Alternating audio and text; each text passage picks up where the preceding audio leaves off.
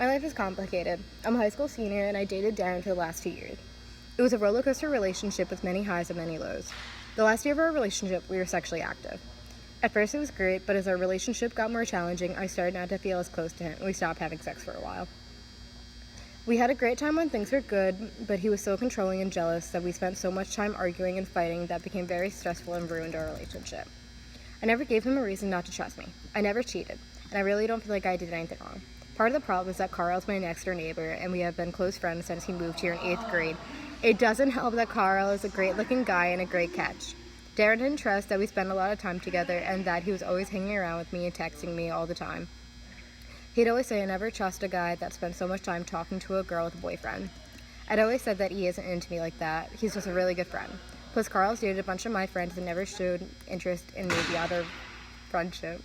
When Darren and I started to fall apart, Carl was always there for me. He gave me support and made me realize that jealousy is not an attractive quality in a partner, and I couldn't have gotten through this without him.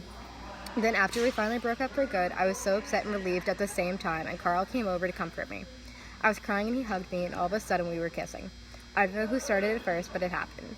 He confessed that he's been in love with me for a very long time and was waiting for the right time to tell me. I was confused but also happy because on some level I guess I really liked him all along. Darren was dropping off flowers at my doorstep when we were kissing, and he got into a fight with Carl. It was ugly. Luckily, no one got hurt. I know what it looks like. It looks like we were cheating all along, but we really weren't. And now my friends are texting me and telling me that I'm awful for doing this to Darren. No one believes me that we weren't cheating together, and my friends probably hate me now. I told you, my life is complicated. LOL. So now, after 4 weeks with Carl, things are great. I'm closer to him than I ever was with Darren, and we were talking about sleeping together.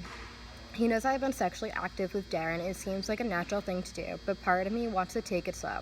I'm afraid to tell him I want to slow down, but I don't know what to do. He knows I was sexually active with Darren and probably expects me to be the same with him soon. Most of my friends are not talking to me, and if I lose Carl, I really can't imagine having any fun my senior year.